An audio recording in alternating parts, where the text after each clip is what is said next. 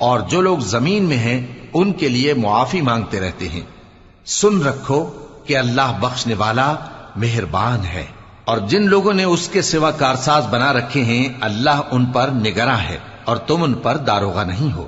اور اسی طرح ہم نے تمہارے پاس قرآن عربی بھیجا ہے تاکہ تم اس مرکزی شہر یعنی مکے کے رہنے والوں کو اور جو لوگ اس کے ارد گرد رہتے ہیں ان کو خبردار کرو، اور انہیں قیامت کے دن کا بھی جس میں کچھ شک نہیں خوف دلاؤ۔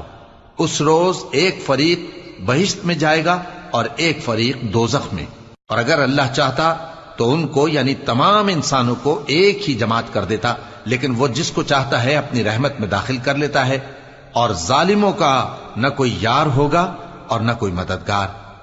کیا انہوں نے اس کے سوا دوسروں کو کارساز بنا لیا ہے؟ سو کارساز تو اللہ ہی ہے، اور وہی مردوں کو زندہ کرے گا اور وہ ہر چیز پر قدرت رکھتا ہے۔ اور تم لوگ جس